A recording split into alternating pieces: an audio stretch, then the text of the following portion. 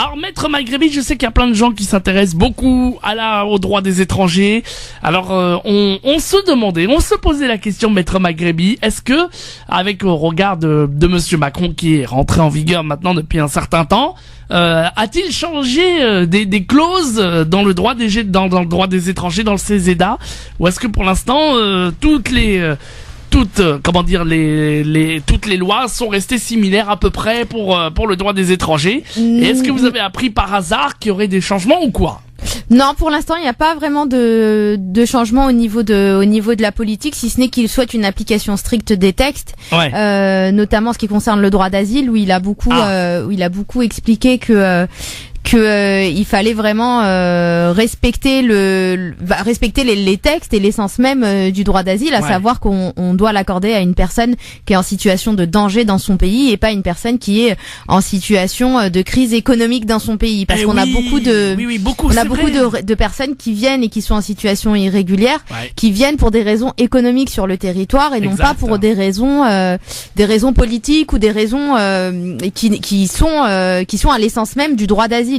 Le droit d'asile, il a été mis en place pour pouvoir protéger des personnes qui sont persécutées dans leur pays d'origine, qui sont en danger dans leur pays d'origine et où elles risquent pour leur vie et elles n'ont d'autre choix et d'autres solutions que de fuir. Et donc voilà, donc la France est reconnue pour être une terre d'asile. C'est pour ça qu'on dit que c'est une terre d'asile d'ailleurs. Tout à fait.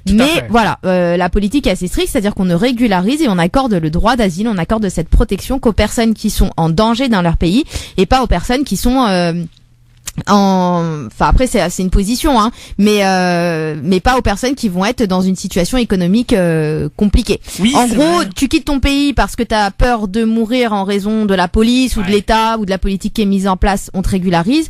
Mais si tu quittes ton pays parce que tu vas mourir parce que t'as pas de quoi manger et que tu risques de mourir de faim, bah là on te régularisera pas. Exactement. Donc là aussi, si vous avez des questions dans ce sens, n'hésitez pas.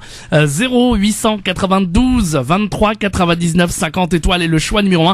On sait qu'il y a énormément de gens, justement, puisque vous en parlez, qui sont évidemment déboutés.